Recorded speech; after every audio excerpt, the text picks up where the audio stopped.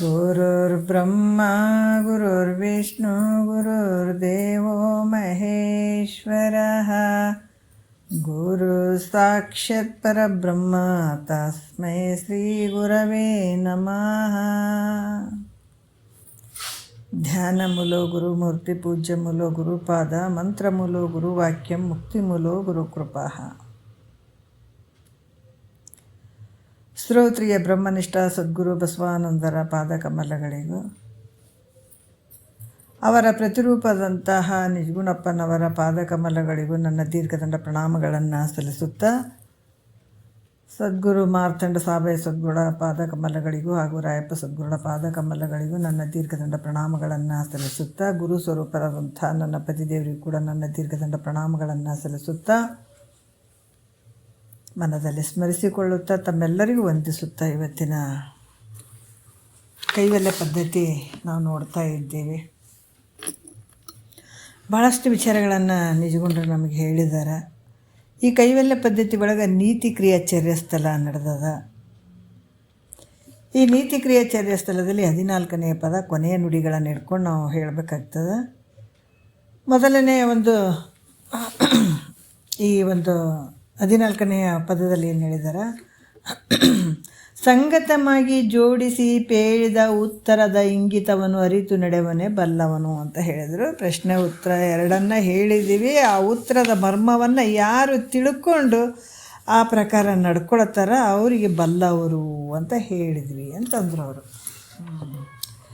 ಈಗ ಮುಂದಿನ ಕೆಲವು ನುಡಿಗಳನ್ನು ಹೇಳ್ತಾರೆ ಅವರು. ಕೊನೆಯ ನುಡಿ ಏನು ಹೇಳ್ತಾ ಇದ್ದಾರೆ, ಮತಿಗೆ ಮಂಗಳವಿಯುವುದಾವುದು ಉತ್ತಮ ಸಂಘ, ಅತಿ ನಿಷ್ಠೆ ಬಿಡುವುದಾವುದು ಹರ ಸಮಯ, ಹಿತವಾವುದು ಇಹ ಪರದೋಡು ಧರ್ಮರತಿ, ಸದುಗತಿ ಯಾವುದೇನೆ ಶಂಭುಲಿಂಗವಾಗಿಹುದು ಅಂತ 5ನೆಯ ನುಡಿಯಲ್ಲಿ ಹೇಳ್ತಾ ಇದ್ದಾರೆ ಅವರು. ಇಂದಿನ ವಿಚಾರಗಳಲ್ಲಿ ಮತಿಗೆ ಮಂಗಳವಿಯುವುದಾವುದು ಉತ್ತಮ ಸಂಘ ಅಂತ ಹೇಳಿದ್ದಾರೆ. ಉತ್ತಮರ ಸಂಘ, ಈ ಮತಿ ಅಂದರೆ ಬುದ್ಧಿ.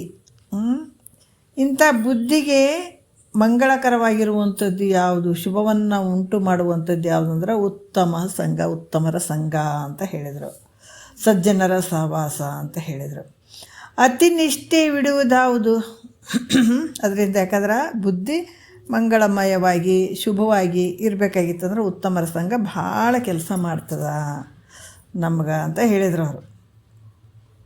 ಈಗ ಅತಿ ನಿಷ್ಠೆ ಬಿಡುವುದಾವುದು ಅಂತ ಇಲ್ಲಿ ವಿಚಾರಗಳನ್ನು ಹೇಳ್ತಾ ಇದ್ದಾರೆ ಅವರು.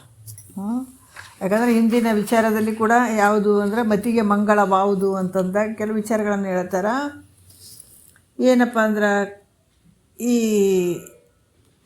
ಇಂಥ ಸಜ್ಜನರ ಸಹವಾಸ ಮಾಡೋದ್ರಿಂದ ನಮಗೆ ಸತ್ಯ ವಸ್ತುವಿನ ದರ್ಶನ ಆಗ್ತದೆ. ಹಾಗಾಗಿ ಇಲ್ಲಿ ಹಲವಾರು ವಿಚಾರಗಳನ್ನು ಅವರು ಹೇಳ್ತಾ ಬರ್ತಾರೆ. ಹಾಗಾಗಿ ಉತ್ತಮರ ಸಂಘವನ್ನು ಮಾಡಿ ನಿನ್ನಲ್ಲಿ ನಿನ್ನ ಅಂತಃಕರಣದಲ್ಲಿರುವಂಥ ಅಶುಭ ವಾಸನೆಗಳನ್ನು ಕಳ್ಕೊಳ್ಳಿಕ್ಕೆ ಸಾಧ್ಯ ಆಗ್ತದೆ. ಅಶುಭ ವಾಸನೆ ಯಾವಾಗ ನಿನ್ನಿಂದ ಹೋಯ್ತಂದ್ರೆ ನೀವು ಮಾಡುವಂಥ ಕೆಲಸ ಶುಭ ಕಾರ್ಯನೇ ಇರ್ತದೆ. ಯಾಕಂದ್ರೆ ದುಷ್ಟ ಕರ್ಮಗಳಲ್ಲಿ ಮನಸ್ಸು ಆಗಂಗಿಲ್ಲ. ಹಾಗಾಗಿ ಸಜ್ಜನರ ಸಹವಾಸ ಮಾಡಿರಿ ಅಂತ ಹೇಳುವಂಥದ್ದು. ಯಾಕಂದ್ರೆ ಸಜ್ಜನರ ಸಹವಾಸದಿಂದ ನಮ್ಮ ಮನಸ್ಸಿನಲ್ಲಿ ಅಶುಭ ವಾಸನೆಗಳನ್ನು ಕೆಡಿಸ್ಕೊಳ್ಳಿಕ್ಕೆ ಸಾಧ್ಯ ಆಗ್ತದೆ. ಅದರಿಂದನೇ ಅದು ನಿವೃತ್ತಿ ಆಗ್ತದೆ. ದುಷ್ಟ ವಾಸನೆ ಎಲ್ಲ ನಿವೃತ್ತಿ ಆಗ್ತದೆ, ಶುಭ ವಾಸನೆ ಉತ್ಪತ್ತಿ ಆಗ್ತದೆ. ಅತಿ ನಿಷ್ಠೆ ಬಿಡುವುದಾವುದು ಹರ ಸಮಯ.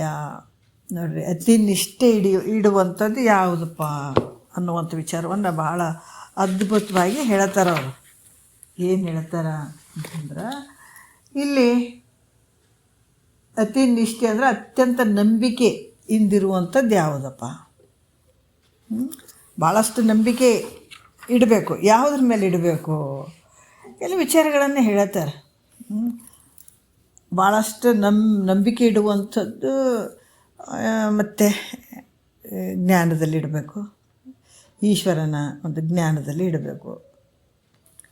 ಮತ್ತು ಮಾಮೂಲಿ ನಾವು ಲೌಕಿಕದಲ್ಲಿ ಮಾಡಿದರೂ ಕೂಡ ಗಂಡ ಹೆಂಡತಿ ಅಂತಂದಮೇಲೆ ಹೆಂಡತಿ ಮೇಲೆ ಗಂಡ ನಂಬುವಂಥದ್ದು, ಗಂಡನ ಮೇಲೆ ಹೆಂಡತಿ ನಂಬುವಂಥದ್ದು. ಹಿಂಗಾದರೆ ವ್ಯವಹಾರ ಚೆನ್ನಾಗಿ ನಡೀತದೆ ಲೌಕಿಕದಲ್ಲಿ. ಗಂಡ ತಂದು ದುಡಿದು ಕೈಯಾಗ ಕೊಡ್ತಾನ ದುಡ್ಡೆಲ್ಲ, ಆಕೆ ಏನು ಮಾಡಿಬಿಡ್ತಾಳೋ ಏನೋ ಅಂತ ಈ ಥರ ಅಪನಂಬಿಕೆ ಇತ್ತು ಅಂದರೆ ಸಂಸಾರಗಳು ಆಗ್ತವೆ ಅನ್ನೋದ್ರೆ ಆಗಂಗಿಲ್ಲ. ಮತ್ತು ತಾಯಿ ಮೇಲೆ ಕೂಡ ನಾವೇನು ಅಂತಂದ್ರೆ ಅದಕ್ಕೆ ಹೆಂಡತಿಯಲ್ಲಿ ಕೂಡ ನಂಬಿಕೆ ಇರಬೇಕಾಗ್ತದೆ. ತಾಯಿ ನನ್ನ ಮೇಲೆ ಪ್ರೇಮ ಮಾಡ್ತಾಳೋ ಇಲ್ಲೋ, ನನಗೆ ಜೀವ ಮಾಡ್ತಾಳೋ ಇಲ್ಲೋ ಅಂತ ಸಂಶಯ ಏನಾದರೂ ಬಂದರೆ ಅದು ಕೂಡ ಅನರ್ಥ ಆಗ್ತದೆ. ಹಂಗೆ ಹೇಳಕ್ಕೆ ಬರೋಂಗಿಲ್ಲ, ನಂಬಬೇಕಾಗ್ತದೆ. ಮತ್ತು ಯಾಕಂದ್ರೆ ಯಾವಾಗಲೂ ತಾಯಿ ನಮ್ಮ ಮೇಲೆ ಒಂದು ಪ್ರೀತಿ ಅಪ್ರೇಮ ಮಾಡಂಗಿಲ್ಲ ಅಂತಲೇ ತಿಳಿಬೇಕಾಗ್ತದೆ. ಮತ್ತು ತಂದೆ ನಮ್ಗೆ ರಕ್ಷಣೆ ಮಾಡ್ತಾನೆ ಇಲ್ಲ ಅಂತ ನಮಗೆ ನಂಬಿಕೆ ಇರಲಿಲ್ಲ ಅಂದರೆ ಅದು ಕೂಡ ಅನರ್ಥ ಆಗ್ತದೆ. ಅಲ್ಲಿ ಆ ಸಂಶಯ ನಮ್ಮಪ್ಪ ನಮ್ಗೆ ನೋಡ್ತಾನೋ ಇಲ್ಲೋ ಮಾಡ್ತಾನೆ ಇಲ್ಲೋ ಈ ರೀತಿ ಏನಾರ ಸಂಶಯ ಇತ್ತು ಅಂತಂದ್ರೆ ಅದು ಕೂಡ ಅನರ್ಥ ಆಗ್ತದೆ. ಅಥವಾ ನಮ್ಮನ್ನು ರಕ್ಷಣೆ ಮಾಡ್ತಾನೆ ಅನ್ನುವಂಥ ಭಾವ ಇಟ್ಕೊಳ್ಬೇಕಾಗ್ತದೆ. ಇದ್ರಂಗೆ ಈಶ್ವರನಲ್ಲಿ ನಾವು ನಂಬಿಕೆ ಇಡಬೇಕು. ಯಾಕಂದ್ರೆ ಈಶ್ವರನಲ್ಲಿ ಅಂಥ ವಿಶ್ವಾಸವನ್ನು ಇಟ್ಟು ನಂಬಿಕೆ ಇಟ್ಟು ಆತನಲ್ಲಿ ಭಕ್ತಿ ಮಾಡಿದ್ದೇ ಆದರೆ ಖಂಡಿತ ಭಗವಂತ ಒಲಿತಾನೆ. ಆವಾಗ ಹೇಳ್ಯಾರ ಬಿಡ್ರಿ, ಈಗ ಹೆಂಗ್ರಿ ಅಂತ ಅನ್ಬೋದು, ಈಗೂ ಒಲಿತಾನ. ಆವಾಗೂ ಇದೇ ಇತ್ತು, ಇದೇ ರೀತಿ ಭಕ್ತಿ ಭಾವಕ್ಕೆ ಒಲಿತಾನೆ. ಭಕ್ತಿ ಭಾವ, ಇಂಥ ಭಕ್ತಿ ಭಾವಕ್ಕೆ ಒಲಿತಾನೆ ಭಗವಂತ. ಅದಕ್ಕೆ ಈಗ ಇಲ್ಲೇನಂದರೆ ಈಗಲೂ ಒಲಿತಾನೆ. ನಿನ್ನ ಮನಸ್ಸು ಪರಿಶುದ್ಧ ಆಗಿರಬೇಕು. ನಿನ್ನ ಮನಸ್ಸು ಎಷ್ಟು ಪರಿಶುದ್ಧ ಆಗಿರ್ತದೆ ಅಷ್ಟು ಭಗವಂತ ಒಲಿತಾನೆ. ಅಂಥ ಈಶ್ವರನಲ್ಲಿ ನಿಷ್ಠೆ ಹಿಡ್ದಿದ್ರೆ ಈಶ್ವರನ ಒಲ್ಮೆ ನಮ್ಗೆ ಆಗ್ತದೆ ಅನ್ನೋದ್ರೆ ಇಲ್ಲ. ಭಾಳಷ್ಟು ನಂಬಬೇಕು ಆತನ. ನಂಬಿಕೆಯೇ ಸಾಂಬನೊಲುಮೆಗೆ ಕಾರಣ ಅಂತ ಹೇಳ್ತಾರೆ. ಎಷ್ಟು ನಂಬುತ್ತಿದೆ ಅಷ್ಟು ನಿನಗೆ ಒಲುಮೆ ಆಗ್ತದೆ. ಯಾರ್ದು ಈಶ್ವರನ ಒಲುಮೆ ಆಗ್ತದೆ. ಅದರಿಂದ ಅನರ್ಥವನ್ನೇ, ಒಂದು ವೇಳೆ ನಾವು ಈಶ್ವರನ ಮೇಲೆ ನಾವು ನಂಬಿಕೆ ಇಲ್ಪ ಅಂತಂದ್ರೆ ಏನಾಗ್ತದ್ರೆ ನಿನಗೇನಾಗ್ತದೆ, ಅನರ್ಥ ಆಗ್ತದೆ ಅಷ್ಟೇ. ಅದ್ರಂಗೆ ಈಶ್ವರನ ಮೇಲೆ ಕೂಡ ನೀನು ನಂಬಿಕೆ ಇಡಬೇಕಾಗ್ತದೆ. ಅದ್ರಂಗೆ ಗುರುಗಳಲ್ಲಿ ವಿಶ್ವಾಸ ಇಡದಿದ್ರೆ, ಗುರುವಿನ ಮೇಲೆ ನಿನಗೆ ನಂಬಿಕೆ ಇರದೇ ಇದ್ರೆ, ವಿಶ್ವಾಸ ಇಡದೇ ಇದ್ರೆ, ಆವಾಗ ನಿನಗೆ ಯಾವ ಜನ್ಮಕ್ಕೂ ಜ್ಞಾನ ಪ್ರಾಪ್ತಿ ಆಗಂಗಿಲ್ಲ. ಅರ್ಥ ಮಾಡ್ಕೋಬೇಕು. ಹೆಂಗೆ ನಂಬಬೇಕು ಅಂದ್ರೆ ಗುರು ವಚನವೇ ಶ್ರುತಿ ಅನ್ನಬೇಕು. ಎಂಥ ಗುರು ಅಂತಂದ್ರೆ ಮತ್ತು ಎಂತಿಂಥವ್ರ ಗುರುಗಳ ನಂಬಿಕೆ ಸಾಯಲ್ತನ ಹಂಗೆ ಸತ್ಕೊಂಡು ಹೋಗ್ಬಾರ್ದು. ಅವ್ರು ಏನೋ ಹೇಳಲೇ ಇಲ್ಲ ಅಂತಂದ್ರೆ ಮತ್ತು ಆತ ನೀನು ಉದ್ಧಾರ ಮಾಡಲಿ ಅಂದ್ರೆ ಅಂಥ ಗುರುಗೆ ಭಕ್ತಿ ಮಾಡಿದ್ರೂ ಉಪಯೋಗ, ನೀನು ಸುಮ್ಮನೆ ಅನರ್ಥ ಸತ್ತೋಗ್ತಿ. ಎಂಥ ಗುರು ಇರಬೇಕಂತ ಹೇಳಿದ್ದಾರೆ ಅವರು, ಶ್ರೋತ್ರಿಯ ಬ್ರಹ್ಮನಿಷ್ಠ ಸದ್ಗುರುಗಳು. ಸಿದ್ಧಾರೂಢರು ಎಲ್ಲ ಕಡೆ ಓಡಾಡಿದ್ರು, ತಿರುಗಾಡಿದ್ರು. ತತ್ವವನ್ನು ಬಲ್ಲಂಥ ಶ್ರೋತ್ರಿಯ ಬ್ರಹ್ಮನಿಷ್ಠ ಸದ್ಗುರುವಿಗೆ ಯಾಕೆ ಹುಡುಕ್ಬೇಕಾಗಿತ್ತು ಅಷ್ಟು ವರ್ಷ? ಅವರು ಎಲ್ಲ ಕಡೆ ತಿರುಗಾಡಿದ್ರು, ಎಲ್ಲಿ ದೊರೀಲಿಲ್ಲ. ಅವಾಗ ಬಿದ್ದುಬಿಟ್ರು ನೋಡ್ರಿ. ಅವ್ರಿಗೆ ಕನಸಿನಾಗ ಸ್ವಲ್ಪ ಹೇಳ್ದಂಗೆ ಆಯಿತು, ಇಲ್ಲ ನಿನಗೆ ಏನು ಹೆದರಬೇಡ ಅಂತ ಹೇಳ್ದಂಗೆ ಆಯಿತು. ಮತ್ತು ತಿರ್ಗಾ ಮುಂಚೆ ನೋಡ್ತಾನೆ ಯಾರು ಇಲ್ಲ, ಏನಪ್ಪ ನಾ ಇಷ್ಟು ಓಡಾಡಿದೆ, ಸದ್ಗುರುನಾಥ ನನಗೆ ದೊರೀಲೇ ಇಲ್ಲ, ಇನ್ನು ನನಗೆ ನಡೆಯೋಕ್ಕೆ ಆಗಂಗಿಲ್ಲ ಅಂತ ಹೇಳಿಬಿಟ್ಟು ಅವ್ರು ಬಿದ್ದುಬಿಟ್ರು. ಆವಾಗ ಒಬ್ಬ ತಾತನ ವೇಷ ಹಾಕೊಂಡು ಒಬ್ಬ ಬಂದ ತಾತ, ವಯಸ್ಸಾದಂಥ ವ್ಯಕ್ತಿ ಬಂದು ಆತನ ತೊಡೆ ಮೇಲೆ ತಲೆಯನ್ನು ಇಟ್ಟು, ಯಾಕೆ ಏನು ದುಃಖ ಮಾಡ್ಕೊಳಕತ್ತಿ, ಎಷ್ಟು ತಿರುಗಾಡ್ದ, ನನ್ನ ಶ್ರೋತ್ರಿಯ ಬ್ರಹ್ಮನಿಷ್ಠ ಸದ್ಗುರು ದೊರೀಲಿಲ್ಲ ನನಗೆ, ಇನ್ನು ನಾನು ಹಂಗೆ ಸತ್ತೋಗ್ಬೇಕು, ಇದನ್ನು ನಾನು ಇನ್ನು ಹುಡ್ಕೋಕ್ಕಾಗಂಗಿಲ್ಲ, ನನಗೆ ತಿರುಗಾಡೋಕ್ಕೂ ಆಗಂಗಿಲ್ಲ ಅಂತ ದುಃಖಪಟ್ಟಾಗ, ಇಲ್ಲ ನಿನಗೆ ಈ ಮಾರ್ಗದಾಗೂ ಗಜದಂಡ ಗುರುಗಳು ಸಿಗ್ತಾರ ನಿನಗೆ, ಅವ್ರ ತತ್ವವನ್ನು ಬಲ್ಲಂಥವ್ರು ಅದಾರ, ಅಲ್ಲಿ ಶ್ರವಣ ಮಾಡಿರಿ, ಮನನ ಮಾಡು, ನಿಧಿಧ್ಯಾಸನ ಮಾಡು, ಇಂಥ ಜ್ಞಾನವನ್ನು ಪಡ್ಕೋ ಅಂತ ಹೇಳಿ ಓದ. ತಿರ್ಗಾ ನೋಡ್ತಾನೆ ಆ ವ್ಯಕ್ತಿ ಇರಲಿಲ್ಲ ನೋಡ್ರಿ. ಹಂಗೆ ಅವ್ರು ಹೇಳ್ದಂಗೆ ಅಲ್ಲಿ ಬಂದಾಗ ನಮಗೆಲ್ಲ ಗೊತ್ತದು ಹೆಂಗಾಯಿತು ಅಂತ ಹೇಳಿಬಿಟ್ಟು. ಯಾಕಂದ್ರೆ ಸದ್ಗುರುನಾಥ ಬಂದು, ಅಪ್ಪ ಈ ಬಂದಿನೋ ನಾನು ಅಂತೇಳಿ ಉದ್ದಕ್ಕೆ ಸಾಷ್ಟಾಂಗ ನಮಸ್ಕಾರ ಮಾಡಿದ್ರೆ, ಗಜದಂಡ ಗುರುಗಳು ಇವ್ರನ್ನ ಪರೀಕ್ಷೆ ಮಾಡ್ಬೇಕಂತೇಳ್ಬಿಟ್ಟು ತಿರ್ಗಾ ನೋಡ್ಲಾರ್ದ ಹೋಗ್ಬಿಟ್ರು, ಸರ ಹೋಗ್ಬಿಟ್ರು. ಒಂದು ಮಾತು ಆಡಲಿಲ್ಲ, ಏನೂ ಆಡಲಿಲ್ಲ. ಆದ್ರೆ ಅಲ್ಲೇ ಅವರು ಸುಮಾರು ವರ್ಷ ಕಸ ಗುಡಿಸೋದು, ಕಟ್ಟಿಗೆ ಹೊಡೆಯೋದು ಎಲ್ಲವನ್ನು ಮಾಡಿಕೊಂಡು ಕುಂತು ಕೇಳಿದಂಥವ್ರು. ಯಾಕೆ ಅಂದ್ರೆ ಗುರುವಿನ ಮೇಲೆ ನಂಬಿಕೆ. ಒಂದಲ್ದು ಒಂದು ಸಲ ನನಗೆ ಜ್ಞಾನ ಆಗ್ತದ, ಗುರುವಾಕ್ಯ ನನಗೆ ಕಿವಿಗೆ ಬೀಳ್ತಾವ ಅಂತ ಆ ಪರಬ್ರಹ್ಮ ಸ್ವರೂಪ ಪರಮಾತ್ಮನ ಸ್ವರೂಪನೇ ಗುರು ಅಂತ ತಿಳ್ಕೊಂಡು ಅಲ್ಲೇ ಉಳ್ಕೊಂಡು ಅವ್ರು ಕೇಳಿದರು. ನಾವೇನಾದ್ರೆ ಗುರುಗಳು ನಮಗೆ ಕರೀಲಿಲ್ಲರಿ, ನಮಗೆ ಒಳ್ಳೆ ನೋಡಲಿಲ್ಲರಿ, ನಮಗೆ ಮಾತಾಡಲಿಲ್ಲರಿ ಅಂತ ಮನಸ್ಸಿನಾಗ ಅಂತಿದ್ರೆ ಜ್ಞಾನ ಆಗ್ತಿತ್ತೆ ಅನ್ನೋದ್ರೆ ಖಂಡಿತ ಇಲ್ಲ. ಅವ್ರು ಏನು ಹೇಳಿದ್ರು, ಪರಮಾತ್ಮನ ಸ್ವರೂಪ ಎಲ್ಲಾದರೂ ಕೂಡ ಆ ಪರಮಾತ್ಮನ ಸ್ವರೂಪ ನನಗೆ ಕಿವಿಗೆ ಬೀಳ್ತದಲ್ಲ ಅಂತ ಎಲ್ಲವನ್ನ ಕೆಲಸಗಳನ್ನು ಮಾಡಿ ಅಲ್ಲೇ ಹತ್ತಿರದಾಗ ಭಿಕ್ಷೆ ಬೇಡಿ ತಂದು ಊಟ ಮಾಡಿ ಇಷ್ಟೆಲ್ಲ ಪಡ್ಕೊಂಡಂಥ ಸಿದ್ಧಾರೂಢರು ನೋಡ್ರಿ. ಹಾಗಾಗಿ ನಂಬಿಕೆ ಬಹಳ ಮುಖ್ಯ. ಅದಕ್ಕೆ ಇಲ್ಲಿ ಕೂಡ ಹೇಳುತ್ತಾರೆ ಯಾವ ರೀತಿ ಅಂತಂದ್ರೆ, ಅದರಿಂದ ಗುರುಶಾಸ್ತ್ರಗಳಲ್ಲಿ ನಿಷ್ಠೆ ಇಡುವಂಥದ್ದು ಗುರು ಮತ್ತು ಶಾಸ್ತ್ರ. ಆ ಗುರು ಅದಕ್ಕೆ ಹೇಳ್ತಾರೆ, ಯಾಕೆ ಇದನ್ನು ಪದೇ ಪದೇ ಹೇಳಕತ್ತಾರಂದ್ರೆ, ಗುರು ಈ ಪ್ರಮಾಣಗಳನ್ನು ಇಟ್ಕೊಂಡು ಹೇಳ್ಬೇಕನ್ನುವಂಥದ್ದು ಇದು. ಸುಮ್ಮನೆ ಹಂಗೆ ಬೇಕು ಹಂಗೆ ಹೇಳ್ತೀನಿ ರೀ ಅಂತಂದ್ರೆ ಹಂಗೆ ಆಗ ಕೆಲಸಗಳು ಅಲ್ಲೇವು. ಅದಕ್ಕೆ ಗುರುಶಾಸ್ತ್ರಗಳಲ್ಲಿ ಅತಿ ನಿಷ್ಠೆ ಇಡ್ತಕ್ಕಂಥದ್ದು ಭಾಳ ಮುಖ್ಯ ಆಗ್ತದೆ.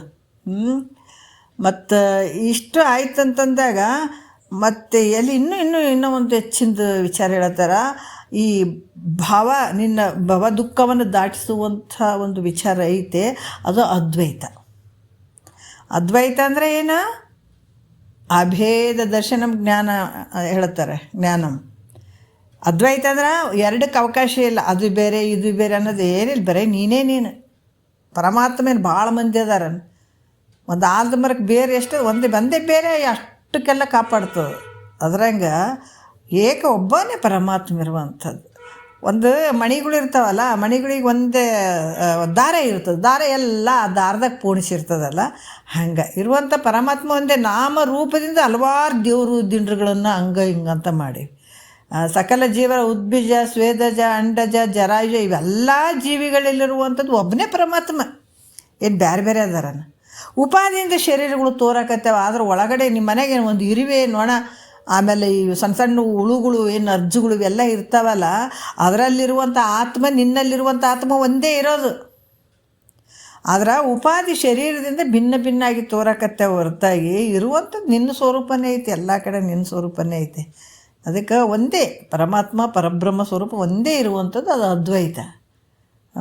ಇಂಥ ಅದ್ವೈತ ಜ್ಞಾನದಲ್ಲಿ ಭಾಳಷ್ಟು ನಂಬಿಕೆ ಇರ್ತಕ್ಕಂಥ ಒಬ್ಬ ಗುರು ನಿನಗೆ ಹೇಳ್ದ. ಅದು ಹೆಂಗೆ ಗುರು ಶ್ರುತಿ ವಾಕ್ಯಗಳಿಂದ ಹೇಳ್ದ ಅಂತಂದ್ರೆ ಆವಾಗ ಅದನ್ನು ನಾವು ತಿಳ್ಕೊಳ್ಬೇಕು, ಅದನ್ನು ಮರ್ಮ ಅರ್ಥಕೊಳ್ಬೇಕು. ಅರ್ಥಕೊಂಡು ನೀನೇ ಪರಬ್ರಹ್ಮ ಸ್ವರೂಪ ಅಂತ ತತ್ವಮಸಿ ವಾಕ್ಯವನ್ನು ನಾಲ್ಕು ವೇದಗಳು ಇವನ್ನ ಹೇಳ್ತಾವೆ. ಅಹಂ ಬ್ರಹ್ಮಾಸ್ಮಿ ಅಂತ ಹೇಳ್ತದ, ಅಯಮಾತ್ಮ ಬ್ರಹ್ಮ ಅಂತ ಹೇಳ್ತದ, ಪ್ರಜ್ಞಾನಂ ಬ್ರಹ್ಮ ಅಂತ ಹೇಳ್ತದ, ತತ್ವಮಸಿ ವಾಕ್ಯ ಹೇಳ್ತದ. ಮತ್ತು ಏನದು ನೀನೇ ಪರಮಾತ್ಮ ಇದಪ್ಪ ಅಂತ ಹೇಳ್ತಾವೆಲ್ಲ. ಆದರೆ ಇಂಥ ಒಂದು ಅದ್ವೈತ ಜ್ಞಾನದಲ್ಲಿ ಅತಿ ನಿಷ್ಠೆಯನ್ನಿಡುವುದು, ನಂಬಿಕೆ ಇಡುವಂಥದ್ದು ಭಾಳ ಮುಖ್ಯ ಆಗ್ತದೆ. ಯಾಕಂದ್ರೆ ಜನನ ಮರಣಾತ್ಮಕ ರೂಪ ಸಂಸಾರವನ್ನೇ ಅದು ಆ ಭಾವ ಯಾಕೆ ಹೇಳಕತ್ತಾರಂದ್ರೆ, ನಿನಗೆ ದುಃಖ ಐತಲ್ಲ ಅತ್ಯಂತ ದುಃಖ ನಿವೃತ್ತಿ ಮಾಡಿಬಿಡ್ತದೆ. ಅದು ಅತ್ಯಂತ ದುಃಖ ನಿವೃತ್ತಿ ಪರಮಾನಂದದ ಪ್ರಾಪ್ತಿ ಆಗ್ತದೆ, ಉಳಿಯುವಂಥದ್ದು ಏನಿಲ್ಲ ಅಲ್ಲಿ. ಹಾಗಾಗಿ ಆ ದುಃಖವನ್ನು ಈ ಕಾರಣದಿಂದ ಆ ಜ್ಞಾನದಲ್ಲಿ ಅಷ್ಟು ಶಕ್ತಿ ಅದು. ಅಲ್ಲಿ ಉಳಿಯುವಂಥದ್ದು ಏನು ಇರ್ತದೆ ಹೇಳ್ರಿ, ಏನಿಲ್ಲ, ನಿನ್ನ ಸ್ವರೂಪನೇ ಐತೆ. ಅದಕ್ಕೆ ಪರಬ್ರಹ್ಮ ಪರಮಾತ್ಮ ಒಬ್ಬನೇ ಇದ್ದಾನ ಅನ್ನುವಂಥದ್ದು. ಇದರಿಂದ ಏನಾಗ್ತದೆ, ಜನನ ಮರಣ ಅಲ್ಲಿ ಬಿಡುಗಡೆ ಆಗ್ತದ, ಪರಮಾನಂದ ಪ್ರಾಪ್ತಿ ಆಗ್ತದ ಅಂತ ಹೇಳ್ತಾರೆ.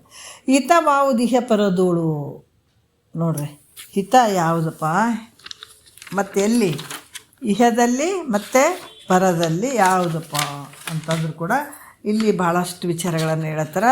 ಧರ್ಮರತಿ ಅಂತ ಹೇಳ್ತಾರೆ. ಯಾಕಂತಂದ್ರೆ ಇಲ್ಲಿ ಯಾವುದು ಹೇಳ್ತಾರಪ್ಪ ಅಂತಂದರೆ, ಇಹ ಮತ್ತು ಪರಲೋಕಗಳಲ್ಲಿ ಹಿತವಾಹುದು ಅಂದರೆ ಲಾಭ ಯಾವುದು, ಇಹದಲ್ಲಿರುವಂಥದ್ದು ಲಾಭ ಏನು, ಪರಲೋಕದಲ್ಲಿರುವಂಥ ಲಾಭ ಏನಂದ್ರೆ ಧರ್ಮದಲ್ಲಿ ಪ್ರೇಮ ಮಾಡುವಂಥದ್ದು. ಈ ಧರ್ಮದಲ್ಲಿ ಯಾಕಂದ್ರೆ ಭಾಳಷ್ಟು ಪ್ರೀತಿಯನ್ನು ಇಡುವಂಥದ್ದು. ಅದು ಏನು ಮಾಡ್ತದಪ್ಪ ಅಂದ್ರೆ ಏದಲ್ಲೂ ಮತ್ತು ಪರಲೋಕದಲ್ಲಿ ನಮಗೆ ಹಿತವನ್ನು ಉಂಟು ಮಾಡುವಂಥದ್ದು ಯಾವುದು ಅಂತಂದ ಈ ಧರ್ಮ ಅಂದ್ರೆ ಉಪಾಸನೆ ಮತ್ತು ಭಕ್ತಿ. ಉಪಾಸನೆ ಮಾಡುವಂಥದ್ದು ಅಂದ್ರೆ ಭಕ್ತಿ ಮಾಡುವಂಥದ್ದು ಭಾಳ ಮುಖ್ಯ ಆಗ್ತದೆ. ಈ ಪರಮಾತ್ಮನಲ್ಲಿ ಮಾಡುವಂಥ ಏನು ಪ್ರೀತಿಯಿಂದ ಮಾಡುವಂಥ ಭಕ್ತಿ ಏನಾಗ್ತದ, ಅದು ಇಹಲೋಕದಲ್ಲಿ ಕೀರ್ತಿ ಅಂತಂದು ಕೊಡ್ತದೆ. ಅದಕ್ಕೆ ಮಹಾತ್ಮರು ಭಾಳ ಒಂದು ಇಡ್ತಾ ಹೇಳ್ತಾರೆ, ಸುಮ್ಮನೆ ಹಂಗೆ ಸಾಯಬೇಡ್ರಿ, ಅಟ್ಲೀಸ್ಟ್ ಕರ್ಮ ಮಾಡಿರಿ ಅಂತಾರೆ. ಕರ್ಮರ ಮಾಡಿರಿ. ಕರ್ಮಿ, ಮತ್ತು ಮುಮುಕ್ಷು, ಅಭ್ಯಾಸಿ, ಅನುಭವಿ, ಆರೂಢ ಅಂತ ಬರ್ತಾವೆ ನೋಡ್ರಿ.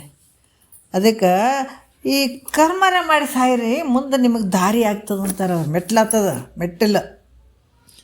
ಅದಕ್ಕೆ ನೀ ಭಕ್ತಿ ಮಾಡಿದ್ದೆ ಆದ್ರೆ ಪರಮಾತ್ಮನಲ್ಲಿ ಭಕ್ತಿಯಿಂದ ಪ್ರೇಮದಿಂದ ನೀನು ಭಕ್ತಿ ಮಾಡಿದ್ದೆ ಆದ್ರೆ ನೀನು ಇಹಲೋಕದಲ್ಲಿ ಮತ್ತು ಪರಲೋಕದಲ್ಲಿ, ಇಹಲೋಕದಲ್ಲಿ ಕೀರ್ತಿ ಸಿಗ್ತದೆ ನಿನಗೆ, ಪರಲೋಕದಲ್ಲಿ ಏನಾಗ್ತದೆ ಸುಖ ಸಿಗ್ತದೆ. ನೀ ಭಕ್ತಿಯನ್ನು ಮಾಡ್ತಿದ್ದಲ್ಲ. ಅದಕ್ಕೆ ನಾನು ನಿನ್ನೆ ಕೆಲವು ವಿಚಾರಗಳು ಬಂದು, ನೀ ಏನು ಶ್ರದ್ಧೆ ಇಟ್ಕೊಂಡು ಒಂದೊಂದು ಕ್ಷಣ ನೀ ಮಾಡ್ತೀಯ, ಅವೆಲ್ಲ ನಿನಗೆ ಜಮಾ ಆಗ್ತಾವೆ. ಅದಕ್ಕೆ ಮಹಾತ್ಮರ ಅನಿಮಿತ್ತ ಅರಿಗಳೆನ್ನಿಪ ಕಾಮಾದಿಗಳಿಗಾಗಿ ತನುವ ಅನೇಕವ ಕೊಟ್ಟೆ ಭವಭವಂಗಳಲ್ಲಿ ನಿನಗೊಂದು ದೇಹವನ್ನು ಕೊಟ್ಟು ತಪವಾತು ಘನಶಂಭುಲಿಂಗವಾಗಿರಲೊಲ್ಲೆ ಮನುಷ್ಯ ಅಂತ ಹೇಳ್ತಾರೆ. ಇದು ಏನು ಮಾಡ್ತಿದ್ದೆಲ್ಲ ನಿನ್ನ ಸಲುವಾಗಿ ಮಾಡುವಂಥದ್ದಪ್ಪ. ಇದು ಮಾಡೋದ್ರಿಂದ ಏನಾಗ್ತದ, ಪರಲೋಕದಲ್ಲೂ ಸುಖ ಅದ, ಇಹಲೋಕದಲ್ಲೂ ಸುಖ ಐತಿ ನಿನಗೆ. ಅಂದ್ರೆ ಕೀರ್ತಿ ಬೆಳೀತದೆ. ಯಾಕಂದ್ರೆ ಪರಮಾತ್ಮನನ್ನು ಕುರಿತು ಉಪಾಸನೆ ಮಾಡುವಂಥದ್ದು, ಭಕ್ತಿ ಮಾಡುವಂಥದ್ದು, ಧ್ಯಾನ ಮಾಡುವಂಥದ್ದು 2 ರೀತಿಯಿಂದ ಬರ್ತದ ಅಂತ ಹೇಳ್ತಾರೆ. ಪರಮಾತ್ಮನ ಭಕ್ತಿ ಮಾಡುವಂಥದ್ದು 2 ರೀತಿಯಿಂದ, ಧ್ಯಾನ ಮಾಡುವಂಥದ್ದು, ಉಪಾಸನೆ ಅಂದರೆ ಭಕ್ತಿ. ಆ ಭಕ್ತಿ ಮಾಡುವಂಥದ್ದು 2 ರೀತಿಯಿಂದ ಬರ್ತವೆ. ಒಂದು ಪ್ರತೀಕ ಉಪಾಸನೆ, ಇನ್ನೊಂದು ಅಹಂಗ್ರ ಉಪಾಸನೆ ಅಂತ ಬರ್ತದೆ. 2 ರೀತಿಯಿಂದ ಬರ್ತಾವೆ ಉಪಾಸನೆಗಳು.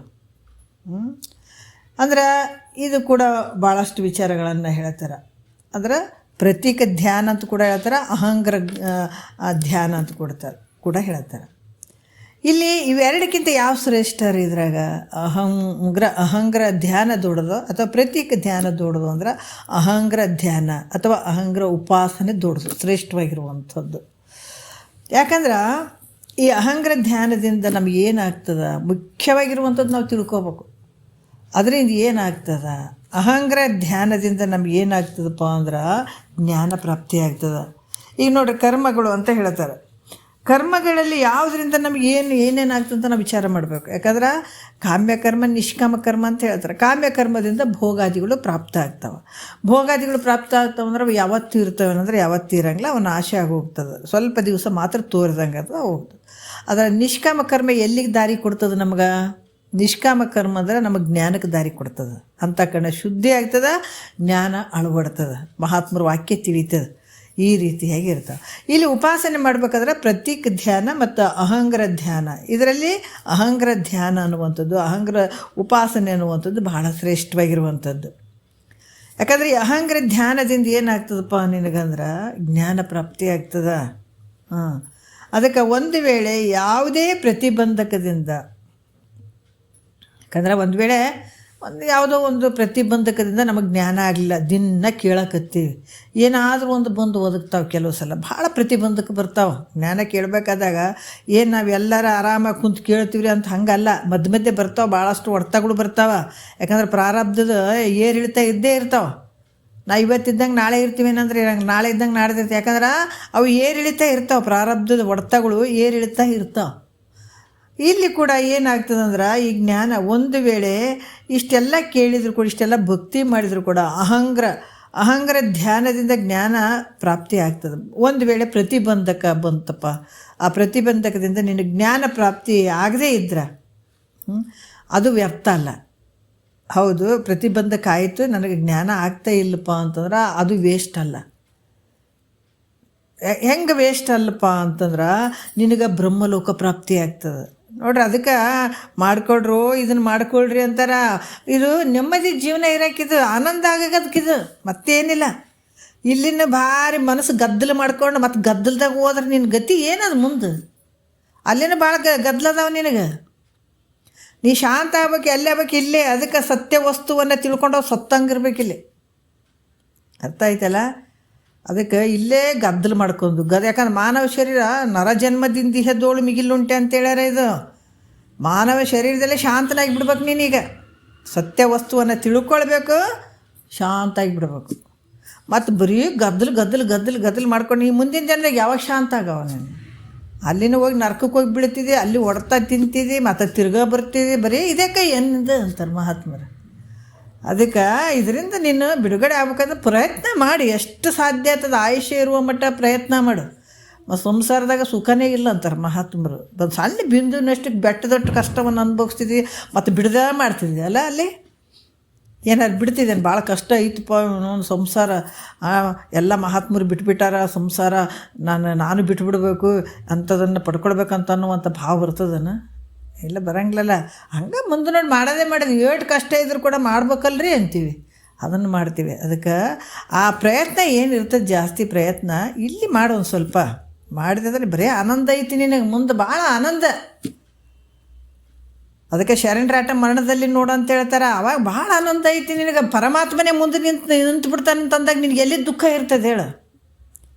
ಅದಕ್ಕೆ ಮತ್ತು ಈಗಿನಿಂದ ಶುರು ಮಾಡೋದು. ಮತ್ತು ಬೀಜ ಹಾಕಿದ ತಕ್ಷಣವೇ ಒಮ್ಮೆಲೆ ಫಲ ಕೊಟ್ಬಿಡ್ತದನ್ನು. ಅದಕ್ಕೆ ಟೈಮ್ ಬೇಕಲ್ಲ, ಬೆಳಿಬೇಕು, ಅದು ದೊಡ್ಡದಾಗಬೇಕು, ಹೂವು ಕಾಯಿ ಬಿಡಬೇಕು, ಆಮೇಲೆ ಹಣ್ಣು ಬಿಡ್ತದೆ, ಒಮ್ಮೆಲೆ ಸಿಕ್ಬಿಡ್ತದನ್ನು.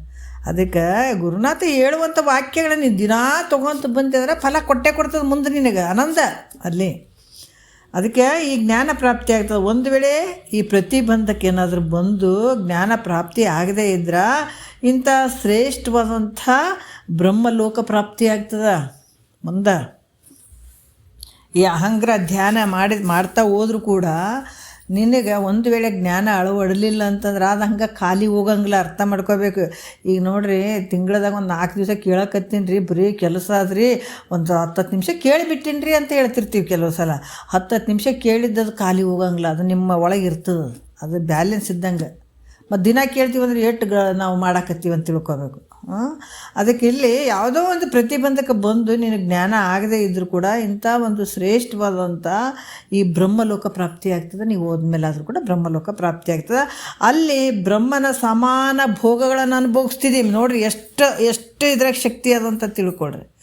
ನಾವು ಇದನ್ನು ಕೇಳಕತ್ತೀವಿ, ಅಹಂಗ್ರ ಧ್ಯಾನವನ್ನು ಮಾಡ್ತಾ ಇದ್ದೀವಿ, ಪ್ರಾಣ ಹೋಯಿತು ಅಂತಂದಾಗ ಅದು ವೇಸ್ಟ್ ಇಲ್ಲ, ನಿನಗೆ ಬ್ರಹ್ಮಲೋಕ ಪ್ರಾಪ್ತಿ ಆಗ್ತದೆ. ಬ್ರಹ್ಮನ ಸಮಾನವಿರುವಂಥ ಭೋಗಗಳೇನದ ಅವೆಲ್ಲ ನಿನಗೆ ಸಿಗ್ತಾವೆ ಅಲ್ಲಿ. ಅದನ್ನು ಭೋಗಿಸಿ ಅಂತ್ಯದಲ್ಲಿ ಎಷ್ಟು ಭಕ್ತಿ ಮಾಡಿದೆ ಅಷ್ಟು ನೀನು ಬ್ರಹ್ಮಲೋಕದಾಗ ಇರ್ತಿದ್ದಿ. ಅದು ಭೋಗಿಸಿದ ನಂತರ ಅಂತ್ಯದಲ್ಲಿ ಬ್ರಹ್ಮದೇವನಿಂದ ಬ್ರಹ್ಮಜ್ಞಾನವನ್ನು ಪಡ್ಕೊಳಕ್ಕೆ ಸಾಧ್ಯ ಅದಂತಲ್ಲಿ. ಬ್ರಹ್ಮದೇವನಿಂದ ಬ್ರಹ್ಮಜ್ಞಾನವನ್ನು ಹೊಂದಿ ಅಲ್ಲಿಯೇ ಮುಕ್ತನಾಗ್ತಾರಂತ ನೋಡ್ರಿ. ಅಷ್ಟು ಶಕ್ತಿ ಅದು ಇದ್ರಾಗ ಕೂಡ. ಮತ್ತು ಪುನಃ ಈ ಜನ್ಮಕ್ಕೆ ಬರೋಂಗಿಲ್ಲ. ಅದಕ್ಕೆ ಅಹಂಗ್ರ ಉಪಾಸನೆ ಅಂತ ಹೇಳ್ತಾರೆ, ಭಕ್ತಿ ಅಂತ ಕೂಡ ಹೇಳ್ತಾರೆ. ಈ ರೀತಿ ಇರೋದ್ರಿಂದ ಅಹಂಗ್ರ. ಮತ್ತು ಇನ್ನು ಪ್ರತೀಕ ಧ್ಯಾನದಿಂದ ಏನು ರೀ ಅಂದ್ರೆ ಇಲ್ಲಿ ಸ್ವರ್ಗಾದಿ ಭೋಗಗಳು ಪ್ರಾಪ್ತಿ ಆಗ್ತಾವೆ. ಇಹಲೋಕದಲ್ಲಿ ಮತ್ತು ಪರಲೋಕದಲ್ಲಿ ಏನಾಗ್ತದೆ, ಈ ಲೋಕಗಳಲ್ಲಿ ಭೋಗಗಳು ಏನಿರ್ತಾವಲ್ಲ ಅವು ಪ್ರಾಪ್ತಿ ಆಗ್ತವೆ. ಯಾವುದರಿಂದ? ಪ್ರತೀಕ ಧ್ಯಾನದಿಂದ, ಅಂದ್ರೆ ಉಪಾಸನೆಯಿಂದ. ಮತ್ತು ಅಲ್ಲಿ ಕೂಡ ಪುಣ್ಯ ನಿನಗೆ ತೀರಿತು. ಅಲ್ಲೇ ಭಾಳಷ್ಟು ಜನ ಹೇಳ್ತಾರೆ, ಇಲ್ಲರಿ ಸ್ವರ್ಗಾದಿ ಭೋಗಗಳನ್ನು ಅನುಭವಿಸ್ಬೇಕು, ಸ್ವರ್ಗಕ್ಕೆ ಹೋಗ್ಬೇಕು ಅಂತೀವಿ. ನಮಗೂ ಶಾಸ್ತ್ರ ಕೇಳತ್ತ ನೀವೇನು ಗೊತ್ತಿರಲಿಲ್ಲ ನೋಡ್ರಿ. ಯಾಕಂದ್ರೆ ಸ್ವರ್ಗನೇ ದೊಡ್ಡದು ಅಂದ್ಕೊಂಡ್ಬಿಟ್ಟಿದ್ದೀವಿ ನಾವು. ಎಲ್ಲಿ ಮಂದಿ ಎಷ್ಟು ಜನ ನೋಡ್ರಿ ಪೇಪರ್ದಾಗ ಸ್ವರ್ಗವಾಸಿಗಳು ಅಂತ ಹೇಳ್ತಾರೆ. ಅದಕ್ಕೆ ತಾತರು ಒಂದು ಮಾತು ಹೇಳ್ತೀವಿ, ಸ್ವರ್ಗವಾಸಿಗಳು ಆಗಿದ್ದಾರಂತ ಹೇಳಲಿಕ್ಕೆ ವಿಷಾದ ವ್ಯಕ್ತಪಡಿಸುತ್ತೇವೆ ಅಂತ ಸತ್ತೋರ್ದೆಲ್ಲ ಮುಂದಾಗ್ತಾರಲ್ಲ, ಅವ್ರು ಸ್ವರ್ಗಕ್ಕೆ ಹೋಗ್ತಾರಂದ್ರೆ ಇವ್ರು ಯಾಕೆ ವಿಷಾದ ಪಡಿಸ್ಬೇಕು ಅಂತ ಕೆಲವು ವಿಚಾರಗಳು ಹೇಳ್ತಿದ್ರು ಅವರು. ಸುಮ್ಮ ತಮಾಷೆಗೆ ಹೇಳ್ತಿದ್ರು ಕೆಲವೊಂದು ವಿಚಾರಗಳಲ್ಲಿ ಅವರು. ಅದಕ್ಕೆ ಇಲ್ಲಿ ಹೇಳ್ತಾರೆ, ನಮ್ಗೆ ಈ ಶಾಸ್ತ್ರ ಪೂರ್ತಿ ಗೊತ್ತಾಗೋವರೆಗೂ ಇವೇನು ಗೊತ್ತಿರಲಿಲ್ಲ. ಸ್ವರ್ಗಲೋಕನೇ ದೊಡ್ಡದೇನಪ್ಪ, ಸತ್ರೆ ಎಲ್ಲಿ ಹೋಗ್ಬೇಕು, ಸ್ವರ್ಗಕ್ಕೆ ಹೋಗ್ಬೇಕು ರೀ, ಭಾಳ ಚಲೋ ರೀ. ಅದಕ್ಕೆ ಜಪ ತಪ ಎಲ್ಲ ಮಾಡ್ತಾರೆ, ಅವೆಲ್ಲ ಜಪ ಮಣಿ ಹೆಣಸೋದು ಪಣಸೋದು ಇವೆಲ್ಲ ಮಾಡ್ತಾರಲ್ಲ, ಅವೆಲ್ಲ ಸ್ವರ್ಗಕ್ಕೆ ಹೋಗೋಕೆ ಮಾಡ್ತಾರೆ. ಸ್ವರ್ಗನೇ ಶ್ರೇಷ್ಠ ಅಂದ್ಕೊಂಡಿದ್ದೀವಿ. ನಮಗೆ ಗೊತ್ತಾಯಿತು ಈ ಶಾಸ್ತ್ರ ಕೇಳಿದ ಮೇಲೆ. ಸ್ವರ್ಗಲೋಕದ್ದು ಕೂಡ ಅನಿಶ್ಚಿತವಾಗಿರುವಂಥದ್ದು, ಅದು ಕೂಡ ನಿತ್ಯವಾಗಿರುವಂಥ ಸುಖ ಅಲ್ಲ. ಅಲ್ಲಿ ಏನು ಮಾಡ್ತಾರಂದ್ರೆ ನಿನ್ನ ಪುಣ್ಯ, ನಿನ್ನ ಭಕ್ತಿ ಎಷ್ಟು ಮಾಡಿದಿ, ನಿನ್ನ ಪುಣ್ಯ ಏಟು ಮಾಡಿದಿ ಅಷ್ಟು ಮಾತ್ರ ಸ್ವರ್ಗದಲ್ಲಿ ಇಟ್ಕೊಂಡು ಸ್ವರ್ಗಾದಿ ಭೋಗಗಳನ್ನು ಕೊಡ್ತಾರೆ. ಅದು ತೀರಿದ ನಂತರ ಮತ್ತು ನೋಡ್ರಿ ಇದೆಲ್ಲ ಮಾಡ್ಕೊಂಡು ಹೋದವ, ಏನೋ ಒಂದು ಸ್ವಲ್ಪ ಕೇಳಕತ್ತಾನೆ, ಇನ್ನು ಜ್ಞಾನ ಆಗಿಲ್ಲ, ಹೋಗಿದ್ದಾನ. ಮತ್ತು ಪ್ರತೀಕ ಒಂದು ಧ್ಯಾನ ಮಾಡಿದಾನ, ಆತ ಕೂಡ ಅದು ವೇಸ್ಟ್ ಇಲ್ಲ. ಅಲ್ಲಿ ಸ್ವರ್ಗಾದಿ ಭೋಗಗಳನ್ನು ಅನುಭವಿಸಿ ತಿರುಗಿ ಆತ ಮತ್ತೆ ಲೋಕಕ್ಕೆ ಬಂದು ಶ್ರೀಮಂತರ ಹೊಟ್ಟೆಯೆಲ್ಲರ ಹುಟ್ಟುತ್ತಾನ, ಇಲ್ಲಾಂದ್ರೆ ಯೋಗಿಗಳ ಹೊಟ್ಟೆಯೆಲ್ಲರ ಹುಟ್ಟುತ್ತಾನೆ. ಆ ಒಂದು ಸಮೂಹದಲ್ಲರ ಹುಟ್ಟುತ್ತಾನೆ ಅಥವಾ ಶ್ರೀಮಂತರ ಒಂದು ಸಮೂಹದಲ್ಲಿ ಕೂಡ ಹುಟ್ಟುತ್ತಾನೆ. ಮತ್ತು ಏನು ಮಾಡ್ಕೊಂಡಿದ್ದ ಅದನ್ನು ಪುನಃ ಮುಂದುವರಿಸ್ತಾನೆ. ಆ ಸಂಸ್ಕಾರದಲ್ಲಿ ಎಲ್ಲ ಇರ್ತಾವಿಲ್ಲ, ಇಲ್ಲರಿ ನಾವು ನಂಬಂಗಲ್ರಿ ಅಂತಂದ್ರೆ ಅದಕ್ಕೆ ಪ್ರಾಕ್ಟಿಕಲ್ಲಾಗಿ ಕೊಟ್ಟಿದ್ದಾನೆ ದೇವರು. ನಾವು ಮುಂದಿನ ಜನ್ಮಗಳು ನಂಬಂಗಲ್ರಿ ಅಂತ ಕೇಳ್ತಿರ್ತಾರೆ ಕೆಲವರೆಲ್ಲ.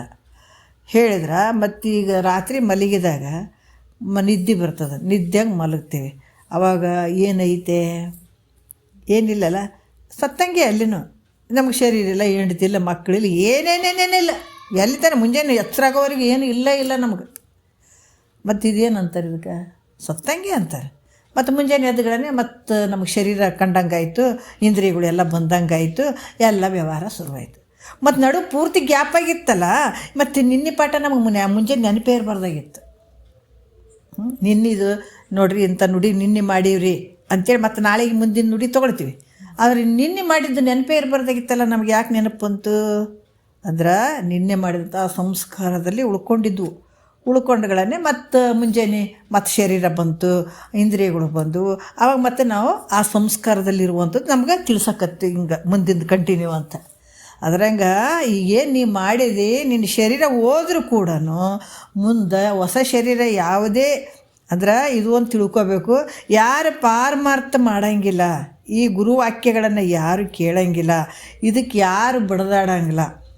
ಭಕ್ತಿಯರ ಮಾಡಿರ್ಬೋದು ಅಥವಾ ಇವೆಲ್ಲ ಏನು ಅದಾವ ಇವೆಲ್ಲ ಮಾಡುವಂಥದ್ದು ಭಾಳ ಮುಖ್ಯ ಆಗ್ತದೆ. ಇದೇನು ಮಾಡೇ ಇಲ್ಲ ಅಂತನ್ನುವಂಥವ್ರು ಅವರು ಮನುಷ್ಯನ ಜನ್ಮವೇ ಬರ್ತದೆ ಅನ್ನುವಂಥದ್ದು ಗ್ಯಾರಂಟಿ ಇಲ್ಲ. ಇದು ಬರ್ಕೊಂಬಿಡ್ರಿ ಅಂತಿದ್ರು. ಯಾವಾಗ ಈ ಮಾರ್ಗದಲ್ಲೇ ಇದ್ದೀವಿ, ದಿನಾ ಕೇಳಕತ್ತೀವಿ, ಜ್ಞಾನ ಆಗಿಲ್ಲ, ಪ್ರಾಣ ಹೋಯ್ತಂದ್ರೆ ಅಲ್ಲಿ ಎದುರಂಗಿಲ್ಲ. ಯಾಕಂದ್ರೆ ಮನುಷ್ಯನಾಗೆ ಹುಡ್ತಾನೆ. ಮತ್ತು ಇಲ್ಲಿ ಕುಂತು ಏನು ಗದ್ದಲ್ದಾಗ ಕುಂತು 4 ಮಂದಿ ಜೊತೆ ಕುಂತು ನಾವು ಕೇಳ್ತಿದ್ದೀವಿ, ಗುರು ಮುಖಾಂತರ ಕುಂತು ಕೇಳಕತ್ತೀವಿ. ಮತ್ತು ಮುಂದಿನ ಶರೀರ ಸಿಕ್ಕಿತು, ಅಂಥ ಒಂದು ಗುರು ಸಂಘ ನಮಗೂ ಸಿಗ್ತದ, ಸಜ್ಜನರ ಸಂಘ ಸಿಕ್ಕಿತು ಅಂದಾಗ ಅವ್ರು ಹೇಳಕತ್ತಿದಾಗ ಪಟ ಪಟ ಪಟ ಪಟ ತಿಳಿಲಕ್ಕೆ ಶುರು ಆಗ್ತದೆ. ಯಾಕಂದ್ರೆ ಹಿಂದೆ ಅರ್ಧ ಕೇಳಿವಲ್ಲ, ಅಲ್ರಿ ನೋಡ್ರಿ ಹಿಂಗೆ ಹೇಳಕತ್ತಾರೆ, ನಮ್ಗೆ ಏನ್ರಿ ಪಟ ಪಟ ಗೊತ್ತಾಗ್ಬಿಡ್ತು ನೋಡ್ರಿ ಅಂತೀವಿ. ಅಲ್ಲೇ ಕುಂತಿರ್ತಾವೆ, ಅವಕ್ಕೇನು ಗೊತ್ತಾಗಂಗಿಲ್ಲ. ಆದರೆ ಇವ್ರಿಗೆ ಗೊತ್ತಾಗ್ತದೆ, ಯಾಕಂದರೆ ಹಿಂದೆ ಕೇಳಿರ್ತಾರಲ್ಲ, ಅರ್ಧ ಕೇಳಿಬಿಟ್ಟಿರ್ತಾರಲ್ಲ, ಅವು ನೆನಪಿಗೆ ಬರ್ತದೆ. ಆ ಸೂಕ್ತವಾಗಿ ಅಡಿಗಿರ್ತಾವೆ, ಅಲ್ಲಿ ಏನಾದ್ರು ಪ್ರಕಟ ಆಗಿಬಿಡ್ತಾವೆ. ಹಂಗೆ ಮಾಡಿದ್ದೇನು ಕೆಟ್ಟದ್ದಲ್ಲ, ಇಲ್ಲಿ ಯಾವುದು ಕೆಟ್ಟದ್ದಲ್ಲ. ಆದ್ರೆ ಅಲ್ಲಿ ಭೋಗಗಳನ್ನು ಅನುಭವಿಸಿದ ನಂತರ ನಿನ್ನ ಪುಣ್ಯ ಎಷ್ಟಿರ್ತದೆ ಅಲ್ಲಿ ಇಟ್ಕೊಂಡು ಮತ್ತೆ ಮರ್ತೆ ಲೋಕಕ್ಕೆ ಬಂದರೂ ಕೂಡ ಅಲ್ಲಿ ಶ್ರೀಮಂತರ ಹೊಟ್ಟೆ ಎಲ್ಲರ ಹುಡ್ತಿದೆ, ಜ್ಞಾನಿಗಳ ಸಮೂಹದೆಲ್ಲರ ಉತ್ಪತ್ತಿಯಾಗಿ ಮತ್ತೆ ನೀನೇನು ಮಾಡಿ ಅಂದ್ರೆ ಮತ್ತೆ ಮಾಡ್ತೀಯ ಅಂದ್ರೆ ಪುನಃ ಧ್ಯಾನಾದಿಗಳನ್ನು ನೀ ಏನು ಭಕ್ತಿ ಮಾಡಿದೆ, ಧ್ಯಾನ ಮಾಡಿದೆ, ಶ್ರವಣ ಮಾಡಿದೆ, ಇದು ಮತ್ತು ಇದನ್ನು ಕಂಟಿನ್ಯೂ ಮಾಡಿ ಏನು ಮಾಡ್ತಿದ್ದಿ, ಪರಮಾತ್ಮನಲ್ಲಿ ಅಭೇದ ರೂಪ ಭಕ್ತಿ ಬರಬೇಕು. ಮತ್ತು ಪರಮಾತ್ಮನ ಅಭೇದ ಭಕ್ತಿ ಅಂತ ಹೇಳ್ಯಾರ ಅವರು. ಇಲ್ಲಿ ನಾವು ದೇವರು ಇಲ್ಲಪ್ಪ ಎಲ್ಲ ನಿನ್ನ ಸ್ವರೂಪನೇ ಐತಿ ದೇವರು ಅಂತ ಹೇಳಿದ್ರೆ, ದೇವ್ರು ಬೇರೆ ಅದನ್ರಿ, ಮತ್ತು ಅದು ನಮಗೆ ಹಿಂಗೆ ಮಾಡಿಬಿಡ್ತಂತ ಗಡ ನಡುಗೋದಲ್ಲ. ಯಾಕಂದ್ರೆ ಗುರುವಾಕ್ಯ ಅಷ್ಟು ತಾಕತ್ತಿರ್ತಾವೆ, ಹೆದರಬಾರ್ದು ಅಂತಿದ್ರು. ಹೆದರಬಾರ್ದು, ಯಾಕಂದ್ರೆ ನಿನ್ನ ರೂಪನೇ ಐತದ. ಅದಕ್ಕೆ ದೇವ್ರು ಬೇರೆ ನಾನು ಬೇರೆ ಅಂದ್ರೆ ಮತ್ತು ನಿನಗೆ ಯಾವಾಗ ಆಗ್ತದೆ ಮೋಕ್ಷ? ಅಭೇದ ದರ್ಶನಂ ಜ್ಞಾನಂ ಅಂತ ಹೇಳ್ಯಾರ ಅವರು. ಒಬ್ಬ ಸದ್ಗುರು ನಿನಗೆ ತತ್ವಮಸಿ ವಾಕ್ಯ ಹೇಳಿದ್ರೆ ಗೆದ್ದ ಬಿಡ್ಬೇಕದು. ಅಷ್ಟು ಭಕ್ತಿಯಿಂದ ತೊಗೊಳ್ಬೇಕು ವಿಚಾರಗಳು. ಏನು ಸುಮ್ಮನೆ ಹೇಳ್ತಾನೆ ನನ್ನ ಸದ್ಗುರುನತ್ತ ನಿನಗೆ ಆಟಾಡಕ್ಕೆ, ಮತ್ತು ಅದನ್ನು ಮಾಡಿ ತುಚ್ಛ ಮಾಡಿ ಆ ದೇವ್ರು ಬೇರೆ ಅದಂದರೆ ಆ ಗುರುಗಳು ಹಂಗೆ ಹೇಳ್ತಾರೆ ಬಿಡ್ರಿ ಅಂತ ಹೋಗ್ತೇನೆ, ತಪ್ಪಾಗ್ತದೆ. ಅದಕ್ಕೆ ಬಲವಾಗಿ ನಂಬಬೇಕು. ಅದಕ್ಕೆ ಹೇಳ್ತಾರೆ ಅವರು, ನಂಬಬೇಕನ್ನುವಂಥದ್ದು ಭಾಳ ಮುಖ್ಯ. ಹಾಗಾಗಿ ಇಲ್ಲಿ ಕೂಡ ಮತ್ತು ಆತ ಏನು ಹಿಂದಿನ ಜನ್ಮದಲ್ಲಿ ಬಿಟ್ಟಿರ್ತಾನೆ ಅದನ್ನು ಮನುಷ್ಯನ ಒಂದು ಶರೀರಕ್ಕೆ ಬಂದು ಅಲ್ಲಿ ಉತ್ತಮ ಶ್ರೀಮಂತರ ಒಂದು ಸಮೂಹದಲ್ಲಿ ಅಥವಾ ಜ್ಞಾನಿಗಳ ಸಮೂಹದಲ್ಲಿ ಹುಟ್ಟಿ ಮತ್ತು ಈ ಧ್ಯಾನಗಳನ್ನು ಮಾಡ್ತಾ ಪರಮಾತ್ಮನಲ್ಲಿ ಅಭೇದ ರೂಪ ಭಕ್ತಿಯನ್ನು ಮಾಡಿದ್ದೇ ಆದ್ರೆ ಅದನ್ನು ಇಹಲೋಕದಲ್ಲಿ ಕೀರ್ತಿ, ಪರಲೋಕದಲ್ಲಿ ಸುಖ ಪ್ರಾಪ್ತಿ ಆಗ್ತದತ್ತಾಗ, ಎಲ್ಲ ಪ್ರಾಪ್ತಿ ಆಗ್ತದತ್ತಾಗ. ಶ್ರವಣ ಮನನ ನಿಧಿಧ್ಯಾಸನ ಇವೆಲ್ಲ ಗುರು ಮುಖಾಂತರ ತಿಳ್ಕೊಂಡು ಮಾಡಿದ್ದೆ ಆದರೆ ನೀನು ಮುಕ್ತನೇ ಆಗ್ತೀಯಪ್ಪ ಅನ್ನುವಂಥ ವಿಚಾರವನ್ನು ಅವ್ರು ಹೇಳ್ತಾರೆ.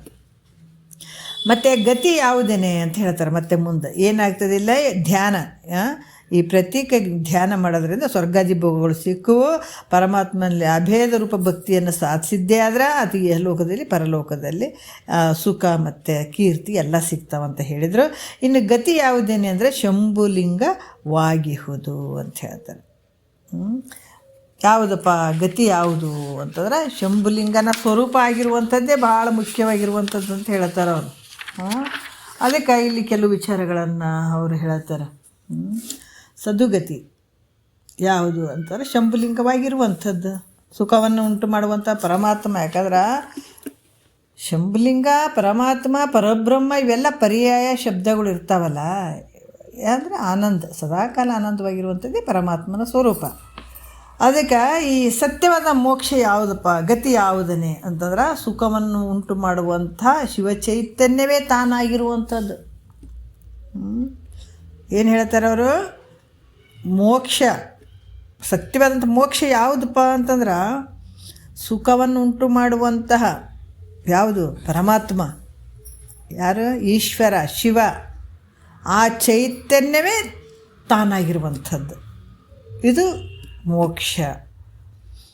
ಭಾಳಷ್ಟು ಮತವಾದಿಗಳು ಅನಂತ ರೀತಿಯಿಂದ ಮೋಕ್ಷದ ಬಗ್ಗೆ ಹೇಳ್ತಾರೆ ನೋಡ್ರಿ. ಅದಕ್ಕೆ ಅನ್ಯ ಮತವಾದಿಗಳ ಬಗ್ಗೆ ತಲೆ ಕೊಡಬಾರ್ದು ಅಂತ ಹೇಳ್ಯಾರ ಮಹಾತ್ಮರು. ನಿಜಗೊಂಡ್ರು ಅದನ್ನೇ ಹೇಳಿದ್ದಾರೆ. ಒಬ್ಬೊಬ್ಬರು ಒಂದೊಂದು ಥರ ಹೇಳ್ತಾರೆ. ಅದಕ್ಕೆ ಮೋಕ್ಷವನ್ನು ಪ್ರತಿಪಾದನೆ ಮಾಡಿದಾರೆ ಚಾರ್ವಾಕರು. ಏನು ಹೇಳಿದರು? ದೇಹಕ್ಕೆ ಮರಣ. ಯಾಕಂದ್ರೆ ದೇಹವೇ ಆತ್ಮ ಅಂದ್ರು ಅವರು. ಚಾರ್ವಾಕರು ಮತವಾದಿಗಳು ಏನು ಹೇಳಿದರು? ದೇಹವೇ ಆತ್ಮದ, ಮರಣವೇ ಮೋಕ್ಷ ಅಂತ ಹೇಳ್ತಾರೆ ಅವರು. ಮತ್ತು ಬೌದ್ಧರು ಏನು ಹೇಳ್ತಾರೆ? ಉತ್ತರೋತ್ತರ ಆಕಾಶ ಗಮನವೇ ಮೋಕ್ಷ ಅಂತ ಅವ್ರು ಹೇಳ್ತಾರೆ.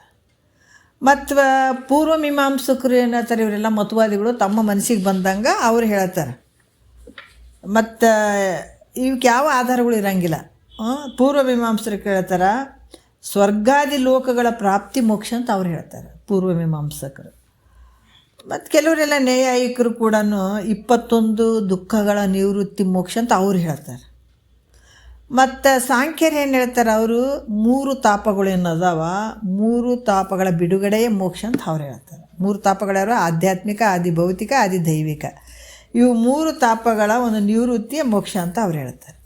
ಮತ್ತು ಪತಂಜಲಿ ಯೋಗದವ್ರು ಏನು ಹೇಳ್ತಾರೆ ಅಂದ್ರೆ ಅವರು ಅಷ್ಟಾಂಗ ಯೋಗಗಳು ಹೇಳ್ತಾರೆ. ಪತಂಜಲಿ ಯೋಗದವ್ರು ಏನು ಹೇಳ್ತಾರೆ? ಯಮ, ನೇಮ, ಆಸನ, ಪ್ರಾಣಾಯಾಮ, ಪ್ರತ್ಯಾಹಾರ, ಧ್ಯಾನ, ಧಾರಣ, ಸಮಾಧಿ ಮತ್ತು ಇವೆಲ್ಲವೂ ಮಾಡಿ ಅಷ್ಟಾಂಗಗಳ ಮೂಲಕ ಈ ಚಿತ್ತವನ್ನು ಪರಮಾತ್ಮನಲ್ಲಿ ಲಯ ಮಾಡುವಂಥದ್ದು. ಅಷ್ಟಾಂಗಗಳ ಮೂಲಕ ಒಂದು ಸ್ವಲ್ಪ ಮಾಡ್ಕೊತ ಬಂದು ಈ ಮನಸ್ಸನ್ನು ಎಲ್ಲಿ ಅಂದರೆ ಪರಮಾತ್ಮನಲ್ಲಿ ಲಯ ಮಾಡುವಂಥದ್ದೇ ಮೋಕ್ಷ ಅಂತಲ್ಲ ಯಾರು ಹೇಳ್ತಾರೆ?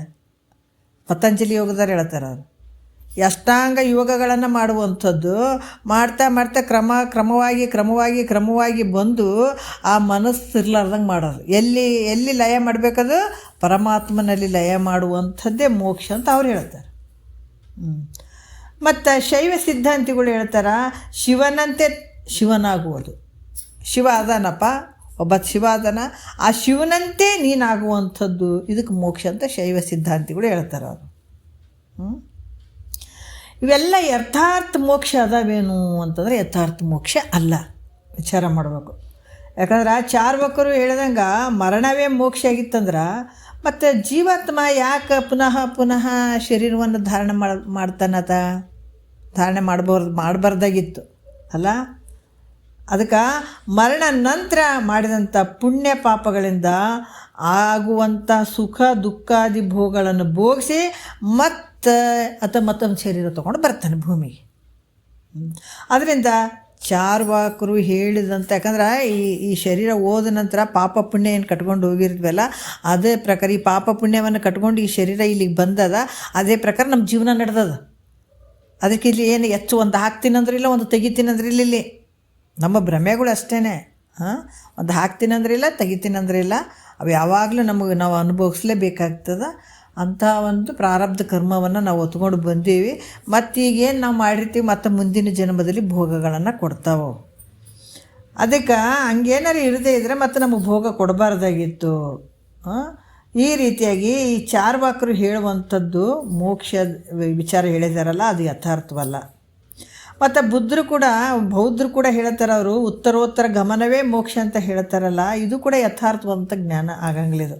ಯಾಕಂದರೆ ಇವ್ರ ಮತದಲ್ಲಿ ವಿಶ್ರಾಂತಿನೇ ಇಲ್ಲ. ಉಸಿರಾಟಕ್ಕೆ ಯಾವತ್ತನ್ನು ವಿಶ್ರಾಂತಿ ಐತೇನೆಂದರೆ ಇಲ್ಲ, ಹೋಗುವಂಥದ್ದು ಬರುವಂಥದ್ದು, ಗಮನಾಗಮನ ಮಾಡುವಂಥದ್ದು, ಇದು ಕೂಡ ಯಥಾರ್ಥವಂತ. ಅದರಿಂದ ಇದು ಮೋಕ್ಷ ಆಗ್ತದಂತ ಹೇಳಲಿಕ್ಕೆ ಇದು ಕೂಡ ಯೋಗ್ಯ ಅಲ್ಲ. ಮತ್ತು ಮೀಮಾಂಸಕರು ಹೇಳ್ತಾರೆ ಸ್ವರ್ಗಾದಿ ಲೋಕಗಳು ಪ್ರಾಪ್ತಿ ಆಗ್ತಾವಲ್ಲ ಅದು ಮೋಕ್ಷ ಅಂತ ಹೇಳ್ತಾರೆ ಅವರು. ಇದು ಕೂಡ ಯಥಾರ್ಥವಾದಂಥ ಮೋಕ್ಷ ಅಲ್ಲ. ಯಾಕಂದ್ರೆ ಕ್ಷೀಣೆ ಪುಣ್ಯ ಮೃತ್ಯು ಲೋಕ ವಿಂಶತಿ ಅಂತ ಹೇಳ್ತಾರೆ ಅವರು. ಯಾಕಂದರೆ ಯಾವಾಗ ನಿನಗೆ ಪುಣ್ಯ ತೀರ್ತು ಅಂತಂದಾಗ ಅಲ್ಲಿಂದ ಮತ್ತೆ ತಿರ್ಗಾ ನೀ ಭೂಮಿಗೆ ಬರಬೇಕಾಗ್ತದೆ. ಇದು ಗೀತೆಯಲ್ಲೈತೆ ಪ್ರಮಾಣ. ಇದು ಗೀತೆ ಪ್ರಮಾಣಕ್ಕೆ ಅನುಸಾರವಾಗಿ ಪುಣ್ಯ ತೀರಿದ ಕೂಡಲೇ ಮನುಷ್ಯ ಮತ್ತು ಈ ಲೋಕಕ್ಕೆ ಬರಬೇಕಾಗ್ತದೆ, ಹುಟ್ಟಬೇಕಾಗ್ತದೆ. ಅದರಿಂದ ಇದಾದರೂ ಕೂಡ ಯಥಾರ್ಥ ಮೋಕ್ಷ ಅಲ್ಲ. ಮತ್ತು 21 ದುಃಖಗಳ ನಿವೃತ್ತಿ ಮೋಕ್ಷ ಅಂತ ನ್ಯಾಯಿಕರು ಹೇಳ್ತಾರೆ. ಇದು ಕೂಡ ಈ ದುಃಖಗಳು ಇವ್ರು ಹೇಳ್ತಾರೆ ಅಂದ್ರೆ ಕೂಡ ಇದು ಯಥಾರ್ಥ ಅಲ್ಲ. ಯಾಕಂದರೆ ದುಃಖಗಳ ನಿವೃತ್ತಿ ಮೋಕ್ಷ ಅಂತ ಹೇಳಿದ್ರೆ ಹೊರತು ಅವರು 21 ದುಃಖಗಳು ಅದರ ನಿವೃತ್ತಿ ಮೋಕ್ಷ ಅಂತ ಹೇಳಿದ್ದಾರೆ ಹೊರತಾಗಿ ಸುಖ ಪ್ರಾಪ್ತಿ ಅಂತ ಹೇಳಿಲ್ಲ ಅವರು. ಹಾಗಾಗಿ ಈ ಮೋಕ್ಷ ಕೂಡ ಯಥಾರ್ಥ ಮೋಕ್ಷ ಅಲ್ಲ.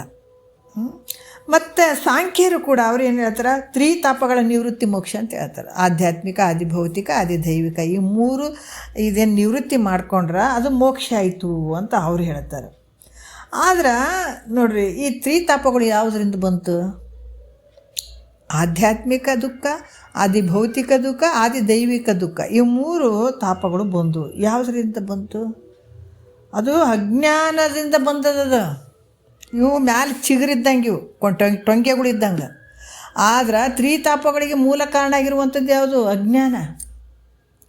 ಮತ್ತು ಇವ್ರು ತ್ರಿತಾಪಗಳನ್ನು ನಿವೃತ್ತಿ ಮಾಡ್ಕೊಂಡಾಗ ಮೋಕ್ಷ ಅಂತಾರಲ್ಲ, ಮತ್ತು ಅಜ್ಞಾನ ಎಲ್ಲೋಯ್ತು? ಅದು ಬೇರೆ ಐತೆ ಹಂಗೆ ಅದು, ಮತ್ತು ಅದು ಮೂಲ ಅಳಿಲಿಲ್ಲಲ್ಲ, ಮತ್ತು ಅದು ಹೆಂಗೆ ಮೋಕ್ಷ ಆಗ್ತದೆ? ಮೂಲ ಬೇರೆ ಕಿತ್ತಬೇಕಲ್ಲಿ.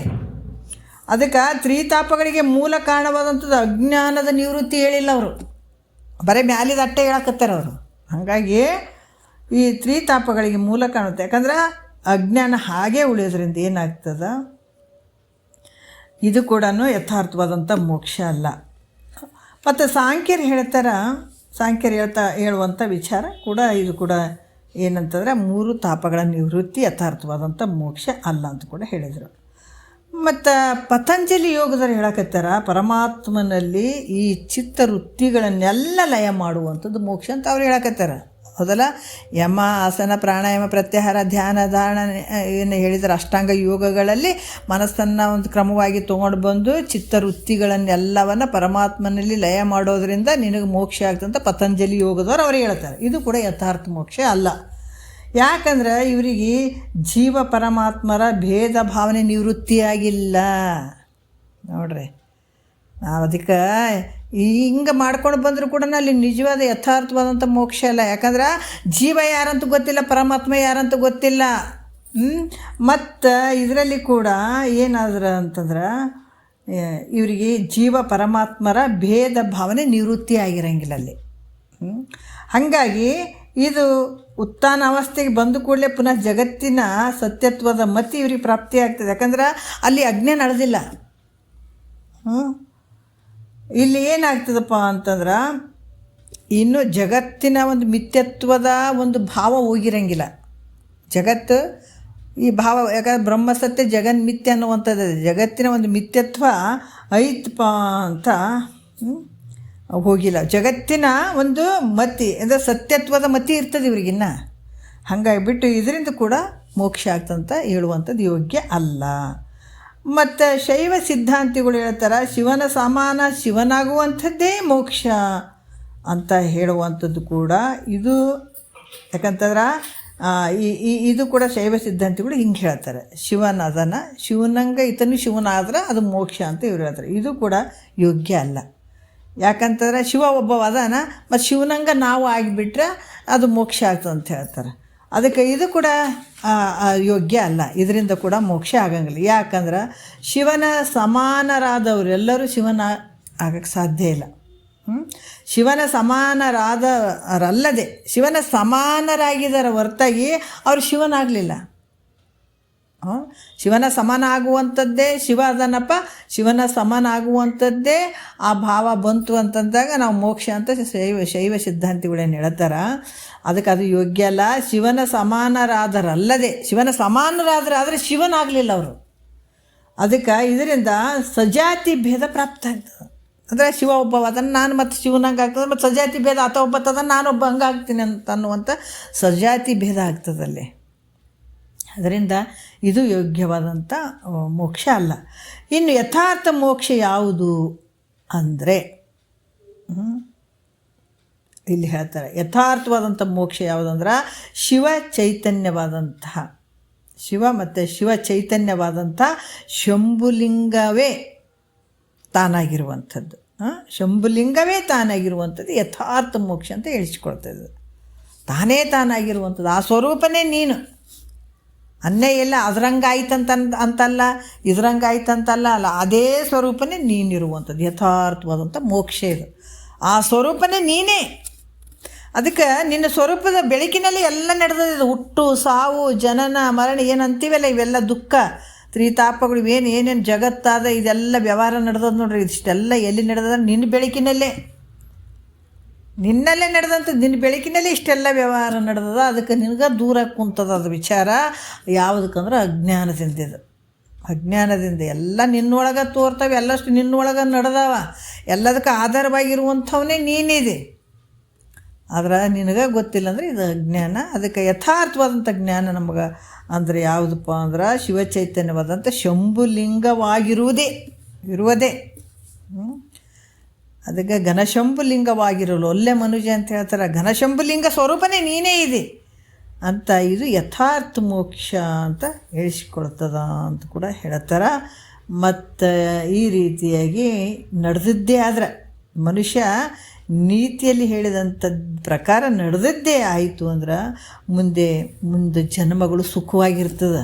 ಮುಂದಿನ ಜನ್ಮ ಸುಖವಾಗಿರ್ತದೆ. ಇಲ್ಲದೆ ಹೋದ್ರೆ ಯಾಕಂದ್ರೆ ಏನಾದರೂ ಒಂದು ದುಷ್ಟ ಒಂದು ಆಚರಣೆ ಏನಾರು ಇತ್ತು, ಆ ರೀತಿಯಲ್ಲಿ ನಡ್ಕೊಳ್ತಿದ್ದೆ ಅಂದ್ರೆ ಮುಂದೆ ಅದು ಅನಂತ ದುಃಖಗಳನ್ನು ಕೊಡ್ತದೆ ನಿನಗೆ. ಅದರಿಂದ ಇಂಥದನ್ನು ತಿಳ್ಕೊಂಡು ಒಳ್ಳೆಯ ಆಚರಣೆಯಿಂದ ಕೂಡ್ಕೊಂಡಿರ್ಬೇಕಾಗ್ತದ ಅಂತ ಇಲ್ಲಿ ಕೂಡ ಭಾಳಷ್ಟು ವಿಚಾರಗಳನ್ನು ಹೇಳ್ತಾರೆ.